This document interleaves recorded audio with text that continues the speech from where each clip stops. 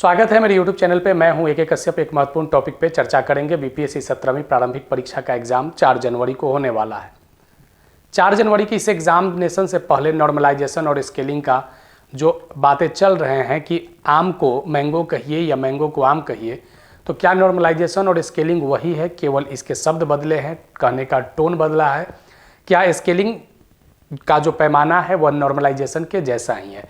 BPSC में normalisation का विरोध शुरू से ही किया जा रहा है और आयोग ने पहले इस बात को स्वीकार किया था कि किसी भी हालत में नॉर्मलाइजेशन नहीं होगा। छात्रों के बीच एक खुशी की लहर आई थी कि नॉर्मलाइजेशन नहीं होगा। लेकिन 13 दिसंबर के एग्जामिनेशन के बाद जिस तरीके की बातें मार्केट में आया, बाजार में आया और बापू सभागार का परीक्षा कैंसिल किया गया और उसके लिए एक तय निर्धारित तारीख तय की गई 4 जनवरी। 4 जनवरी को लेकर 12,000 परीक्षार्थियों का एडमिट कार्ड जारी हो रहा है और उस एडमिट कार्ड जारी होने के बाद पटना जिला के अंतर्गत जो केंद्र बनाए गए हैं वह केंद्रों पर एग्जाम लेने की पुख्ता तैयारी आयोग कर चुकी है। ये सभी बातें अपनी जगह पर सही हैं, लेकिन इसी बीच आयोग ने भी एक पत्र निर्गत किया है। इस पत्र के बारे में जानेंगे, लेकिन अगर अभी आप नए जुड़े हैं तो मेरे चैनल को जरूर सब्सक्राइब करके बेल आइकन को दबा दीजिएगा। वीडियो को लाइक जरूर कीजिएगा। सुझाव आप बीपीएससी से संबंधित कमेंट में लिखिएगा ताकि आगे इससे रिलेटेड पॉइंट को उठाया जा सके। देखिए, यहाँ पे जो पत्र जारी हुआ, इस पत्र में ये बात जब आप देखेंगे इस लेटर को, तो एक झलक तो आपको देखने को मिलेगा कि बीपीएससी को इस बात को लेकर खुद में वह असहज महसूस कर रहा, अब बीपीएससी के द्वारा किया जा रहा है कि जिस तरीके से सोशल मीडिया या प्रिंट मीडिया या इलेक्ट्रॉनिक मीडिया पर जो हेडलाइंस बनाए जा रहे हैं कि आर पार की लड़ाई, किसी भी सूरत में पूरी परीक्षा की पुनर्परीक्षा नहीं ली जाएगी, जिस तरीके से हेडलाइंस की यह भ्रांति फैलती है, तो आयोग की हठधर्मिता के कारण पर्याप्त प्रमाण रहते हुए सभी केंद्रों पर आयोग पुनर्परीक्षा नहीं कराना चाहता है।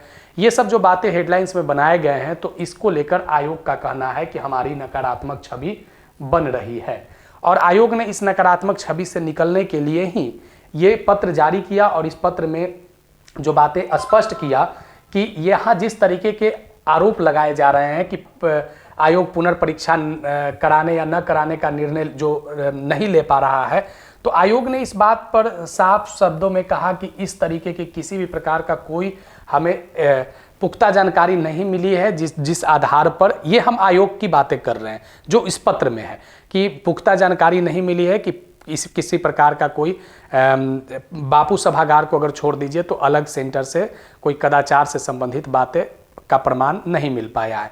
ये लेटर में है, लेकिन एक दूसरा पक्ष भी है और दूसरा पक्ष यहाँ पे आप देख रहे होंगे इस स्लाइड में। दूसरा पक्ष की भी संख्या काफ़ी ज़्यादा है। काफ़ी लोग यहाँ पे जो हैं वह अपने आप को असहज महसूस कर रहे हैं क्योंकि एक बहुत बड़ी संख्या में वैकेंसी था। बिहार की अगर बात करें तो अगर पिछले 10-15 वर्षों के इतिहास को देखें तो एवरेज जो औसतन जो देख सकते हैं कि सबसे ज़्यादा वैकेंसी इस बार बीपीएससी में आया था और सब लोगों को ये आशा था कि आने वाले समय में एक अच्छे रिजल्ट के साथ एक बीपीएससी 17वीं का हमें बेहतर रिजल्ट देखने को मिलेगा। लेकिन इसी बीच में जितना यहाँ पे ऊहापोह की स्थिति बनी आयोग और छात्रों के बीच में, तो कह सकते हैं कि विगत 20-25 दिनों से जो संभावित चर्चाएं चल रहे हैं मार्केट में, इसको लेकर बहुत ज़्यादा इफेक्ट हो रहा है उन लोगों के लिए जो अच्छे स्कोर करके आ चुके हैं और वे लोग जो अच्छे स्कोर के करीब हैं। लेकिन अब ये जो कंडीशन अप्लाई हो रहा है कि 4 जनवरी का एग्जाम होगा, अब स्केलिंग हो जाएगा, अब ये सब बातों को लेकर अब संशय बना हुआ है। दूसरी तरफ आयोग का कहना है कि हम अप्रैल में मेंस ले लेंगे, जो प्रिंट मीडिया में चल रहा है कि मेंस का एग्जाम ले लेंगे। अब आपके पास जनवरी, फरवरी, मार्च 3 महीने बचे हुए हैं, मेंस का पूरा प्रिपरेशन है और जो न्यूज़ हेडलाइंस चल रहे हैं उस न्यूज़ हेडलाइंस आपको काफ़ी ज़्यादा उठापटक कर रहा है। जनवरी के अंतिम सप्ताह या फरवरी के मध्य तक इसका पीटी का रिजल्ट हो सकता है, संभावित हो सकता है कि कहीं आयोग पब्लिश कर दे। फिर अगर उस रिजल्ट के बाद अगर आप प्रिपरेशन में लगते हैं तो आपके पास समय काफ़ी कम है। अब यहाँ पे देखिए कि जो बातें यहाँ पे आयोग कह रही है, तो आयोग इस बात को नॉर्मलाइजेशन नहीं स्केलिंग करेगा। तो हमने तो यही कहा कि आम को मैंगो कहिए या मैंगो को आम कहिए, क्योंकि भौगोलिक जगहों को अगर फल वही है लेकिन शब्द अलग है, ठीक है। तो अगर क्या सच में ये जो आप नॉर्मलाइजेशन जो देख रहे हैं, क्या सच में ये स्केलिंग ही है?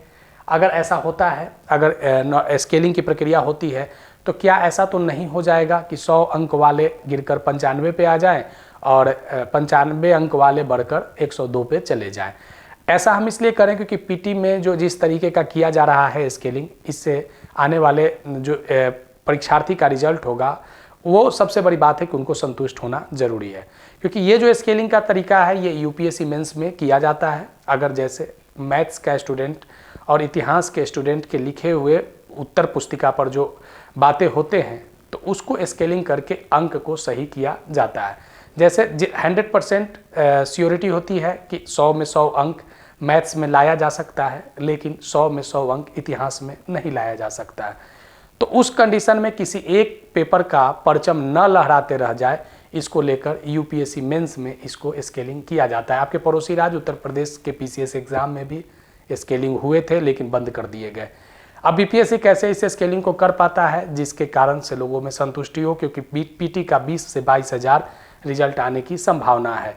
अब यहाँ पे देखिए, अगर 20 से 22 हज़ार रिजल्ट आते हैं और अभी अगर किसी का एक अच्छा अंक आ चुका है और कहीं स्केलिंग में उसके अंक गिर जाए, क्योंकि यहाँ पे मैथ्स की संख्या तो कम है, सोशल साइंस और साइंस और अगर बात करें करंट अफेयर बिहार से रिलेटेड टॉपिक पे, तो किस प्रकार से क्वेश्चन का स्केलिंग होता है ये कोई अफवाह की बातें नहीं है, यह एक अनसेटिस्फैक्शन की बातें हैं, असंतुष्टि की बातें हैं जो लोग जानने के लिए इच्छुक है।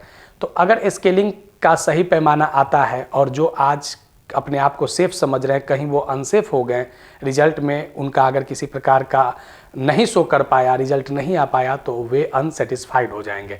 और वे लोग जो अगर स्केलिंग होती है, अगर किसी कारणवश अभी वो अनसेफ हैं और उनका अगर रिजल्ट आ जाता है तो वे सेटिस्फाइड हो जाएंगे। तो दो पहलू यहाँ पे फिर बन जाएंगे और ये स्केलिंग आने वाले समय में कहीं एक और नया विवाद न खड़ा कर दे। तो इसको लेकर जो एक तरीका है ये क्लियर करना ज़रूरी है कि जिस तरीके के नॉर्मलाइजेशन और स्केलिंग पे जो चर्चाएं चल रहे हैं, क्या सच में नॉर्मलाइजेशन और स्केलिंग एक ही है? अगर एक ही है तो क्यों ना ऐसा किया? आयोग इस बात को लेकर तैयारी कर रही है, क्योंकि अगर 20,000 22,000 का स्टूडेंट के रिजल्ट है तो इससे ज़्यादा संख्या में रिजल्ट दिया जाए, ताकि थोड़ा सा उन छात्रों को भी सहजता महसूस हो जो इस बात को लेकर संशय में हैं, जो अलग अलग परीक्षा केंद्र को लेकर जो अफवाह की स्थिति जो बनी है, तो जो संशय है उनका भी संशय दूर हो जाए। तो ये जो बातें हैं कि रिजल्ट में नंबर्स ऑफ स्टूडेंट जो पीटी में हैं उनको आयोग बढ़ाए ताकि और लोगों को मेंस लिखने का मौका मिल सके। तो वीडियो कैसा लगा है ज़रूर बताइएगा। अगर कोई सुझाव होगा तो आप कमेंट में लिखिएगा। नए जुड़े हैं तो चैनल को सब्सक्राइब करके बेल आइकन को ज़रूर दबा दीजिएगा। मिलेंगे आगे नेक्स्ट वीडियो नेक्स्ट टॉपिक में। धन्यवाद।